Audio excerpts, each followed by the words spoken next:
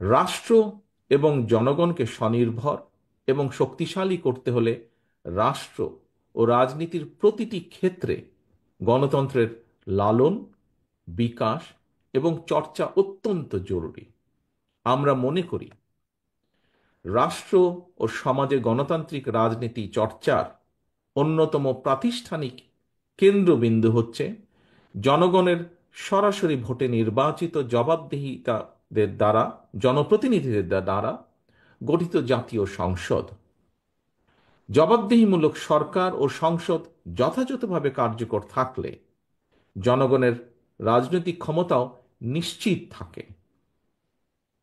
প্রিয় সহকর্মীবৃন্দ, আমাদের মনে রাখা দরকার, জনগণ শক্তিশালী না থাকলে জাতীয় ঐক্য শক্তিশালী হয় না। রাষ্ট্র ও রাজনীতির গুণগত পরিবর্তনের জন্য সংস্কারের বিকল্প নেই। তবে একই সঙ্গে এটিও মনে রাখা জরুরি, কেউ স্বৈরাচার কিংবা ফ্যাসিস্ট হতে চাইলে তার কাছে সংবিধান কিংবা প্রবিধান বাধা হয়ে দাঁড়াতে পারে না বা দাঁড়ায় না। বরং রাষ্ট্রের প্রচলিত বিধিবিধানকে উপেক্ষা করেই কোনো একজন শাসক স্বৈরাচার কিংবা ফ্যাসিস্ট হয়ে ওঠে। সুতরাং রাষ্ট্র এবং সরকারকে স্বৈরাচার বা ফ্যাসিবাদ থেকে সুরক্ষিত রাখতে চাইলে সুসংবদ্ধ বিধিবিধানের চেয়েও রাষ্ট্র রাজনীতির প্রতিদিনের কার্যক্রমে, নাগরিক জীবনের প্রতিদিনের চালচিত্রে গণতান্ত্রিক রাজনৈতিক সংস্কৃতির চর্চা অত্যন্ত বেশি জরুরি। প্রতিদিনের কার্যক্রমে গণতান্ত্রিক চর্চার মাধ্যমেই রাষ্ট্র সমাজ থেকে ফ্যাসিবাদের উপাদান দূরীভূত করা সম্ভব, দূরীভূত হয়ে থাকে। প্রিয় দেশবাসী, বর্তমান অন্তর্বর্তীকালীন সরকার কি করতে চাইছে? রাষ্ট্র মেরামতের জন্য অন্তর্বর্তীকালীন সরকারের আর কত মাস কিংবা কত সময় প্রয়োজন, সেটি জানার অধিকার জনগণের রয়েছে।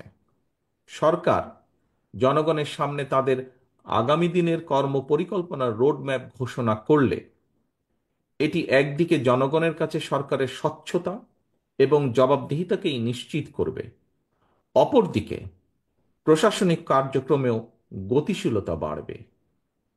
তবে অন্তর্বর্তীকালীন সরকারের আগামী দিনের কর্মপরিকল্পনার রোডম্যাপ ঘোষণার কথা শুনলেই যদি উপদেষ্টাদের চেহারায় অস্বস্তির ছাপ ফুটে ওঠে, সেটি হবে অবশ্যই গণ আকাঙ্ক্ষা বিরোধী। সরকার তাদের সকল কার্যক্রমের মাধ্যমে জনগণের কাছে যত বেশি স্বচ্ছ থাকবে, জনগণও সরকারের প্রতি তত বেশি সমর্থনের হাত প্রসারিত রাখবে। প্রিয় ভাই বোনেরা, প্রায় প্রতিদিন দেশের কোনো না কোনো হাসপাতালে ডেঙ্গুতে মানুষের মৃত্যু অব্যাহত রয়েছে। হাসপাতালের চিকিৎসা খরচ যোগাতে অনেকের জীবনে নাভিশ্বাস উঠেছে। এর পাশাপাশি নিত্য প্রয়োজনীয় দ্রব্যমূল্যের লাগামহীন ঊর্ধ্বগতিতে দিশেহারা সমাজের প্রায় প্রতিটি মানুষ। প্রতিদিনের সংসারের ব্যয় মেটাতে জনগণকে যুদ্ধ করতে হচ্ছে। সুতরাং জনজীবনে নিত্য দুর্ভোগ কিংবা বাজার পরিস্থিতি নিয়ন্ত্রণ না করে অন্তর্বর্তীকালীন সরকার যদি শুধু সংস্কারের নামে সময় সংক্ষেপ করেন, তাহলে জনগণের কাছে সংস্কার আগে নাকি সংসার আগে, এই প্রশ্নটি মুখ্য হয়ে উঠতে পারে। দুর্ভোগ বর্তমানে মেনে নিলেও জনগণ এখনো সরকারের বিরুদ্ধে তেমন উচ্চ বাচ্য করছে না, কারণ জনগণ বর্তমান অন্তর্বর্তীকালীন সরকারকে সফল দেখতে চায়।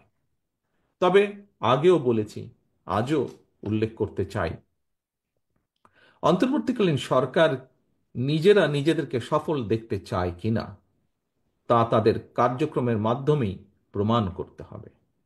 প্রিয় ভাই বোনেরা, একটি দেশের জন্য 54 বছর সময় কম নয়। এই কথাটি গতকাল একজন প্রতিবন্ধী ভাই উনি উল্লেখ করেছেন তার কিছু কথা বলতে গিয়ে। লাখো মানুষের রক্তের উপর দিয়ে দেশের জনগণ আজ এক অভূতপূর্ব ঐক্যের মোহনায় এসে দাঁড়িয়েছে। এই ঐক্যকে কাজে লাগিয়েই একটি বৈষম্যহীন বাংলাদেশ গড়ার লক্ষ্যে আমাদেরকে এগিয়ে যেতে হবে। একটি বৈষম্যহীন মানবিক বাংলাদেশ বিনির্মাণের লক্ষ্যে বাংলাদেশ জাতীয়তাবাদী দল বিএনপি ইতিমধ্যেই 31 দফা কর্মসূচি ঘোষণা করেছে, যা এখানে দলের মহাসচিব সহ আরো কয়েকজন বক্তা উল্লেখ করেছেন তাদের বক্তব্যে। এই কর্মসূচির লক্ষ্যই হচ্ছে শিশু, নারী, বৃদ্ধ অথবা দলমত, ধর্ম, বর্ণ নির্বিশেষে রাষ্ট্রকে অবশ্যই প্রতিটি নাগরিকের দায়িত্ব নিতে হবে। পরিশেষে আমি বিএনপির সর্বস্তরের নেতাকর্মীদের প্রতি আহ্বান জানিয়ে বলতে চাই, সকল অস্পষ্টতা কাটিয়ে অচিরেই নির্বাচনী রোডম্যাপে যাত্রা শুরু করবে আমাদের এই প্রিয় বাংলাদেশ। সেই যাত্রায়, আবারও বলছি, দয়া করে মন দিয়ে শুনবেন প্রতিটি নেতাকর্মী এই দলের, সেই যাত্রায় আপনাদের বিশ্বস্ত সঙ্গী হচ্ছে দেশের গণতান্ত্রিকামী, স্বাধীনতা প্রিয় জনগণ। সুতরাং আপনারা জনগণের সঙ্গে থাকুন, জনগণকে সঙ্গে রাখার সর্বোচ্চ চেষ্টা করুন। সবশেষে বিজয় দিবসের প্রাক্কালে আমি শহীদ মুক্তিযোদ্ধা সহ স্বাধীনতার ঘোষকের প্রতি গভীর শ্রদ্ধা জানিয়ে আমার বক্তব্য শেষ করছি।